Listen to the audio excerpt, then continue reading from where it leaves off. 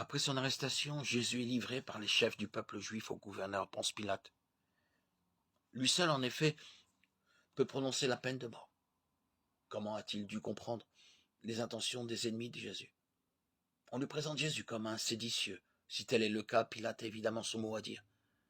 Jésus, une fois condamné à mort, est conduit hors du prétoire et crucifié comme un criminel sur la colline du Golgotha. Les évangiles de Matthieu et de Marc nous rapportent une des dernières paroles de Jésus. Mon Dieu, pourquoi m'as-tu abandonné? Matthieu 27, 46. Cette phrase est tirée du psaume 22. Pour la comprendre, il ne faut pas la séparer de son contexte, car la prière de Jésus ne se limite pas à ce verset. Le psaume exprime la souffrance et l'espérance du juste. Jésus se place aux côtés de tous ceux qui connaissent la souffrance et l'angoisse, de ceux dont les autres ont brisé la vie, de ceux dont la dignité humaine est foulée aux pieds, comme il l'a fait durant sa vie. Il s'associe à eux dans sa mort. Il est suspendu à la croix en compagnie de ceux qui désespèrent, qui meurent en maudissant les autres ou leur propre vie.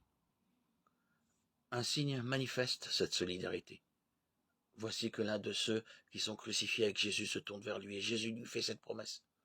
Aujourd'hui, tu seras avec moi dans le paradis. Maintenant, à cet instant précis où tu as pour moi de la compassion, tu as part au salut éternel. Dès maintenant, le royaume de Dieu s'ouvre à toi. Ainsi, cloué sur la croix, Jésus crie sa confiance dans le monde. Il proclame que Dieu peut sauver de la mort et qu'il ne manquera pas de le faire. En mourant, il remet sa vie entre les mains de Dieu, prononçant ces mots. Père, entre tes mains, je remets mon esprit. Luc 23, 46. Psaume 31, 6.